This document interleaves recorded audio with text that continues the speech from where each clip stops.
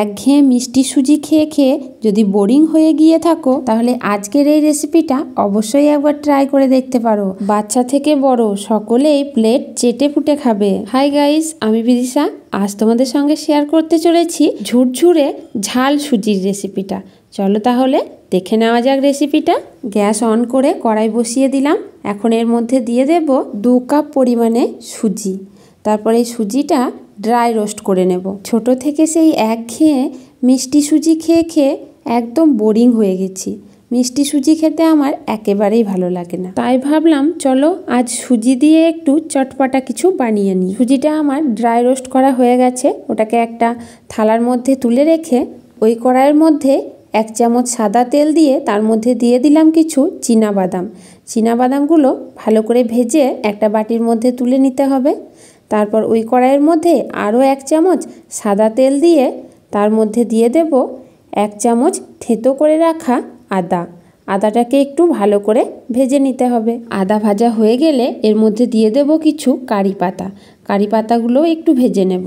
কারি পাতাগুলো ভালো করে ভেজে নিয়ে এর মধ্যে দিয়ে দেব ছোট ছোট টুকরো করে কেটে রাখা ক্যাপসিকাম, ফুলকপি, আলু আর গাজর। সবজিগুলো যতটা পারা যায় ছোট ছোট টুকরো করে কেটে নিতে হবে, তাহলে সবজিগুলো খুব তাড়াতাড়ি সিদ্ধও হয়ে যাবে, রান্নাটাও তাড়াতাড়ি হয়ে যাবে, আর সুজিটা খেতেও খুব ভালো লাগবে।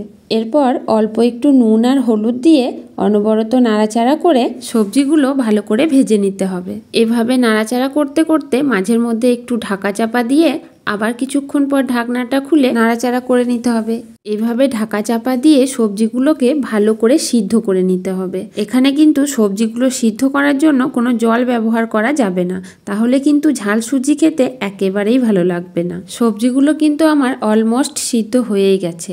এখন ঢাকনাটা খুলে আবারও একটু নাড়াচাড়া করে নিয়ে এর মধ্যে দিয়ে দেব কুচিয়ে রাখা একটা টমেটো আর 2টো কাঁচা লঙ্কা। তারপর এগুলোকেও সবজির সঙ্গে একটু ভেজে নেব। সমস্ত সবজিগুলো ভালোভাবে সিদ্ধ হয়ে গেলে বা ভাজা হয়ে গেলে এর মধ্যে দিয়ে দেব আগের থেকে ড্রাই রোস্ট করে রাখা সুজি, ভেজে রাখা চীনাবাদাম আর কিছু কাজু কিশমিশ। তারপর সমস্তগুলোকে একসঙ্গে 1 মিনিট ভালোভাবে ভেজে নেব।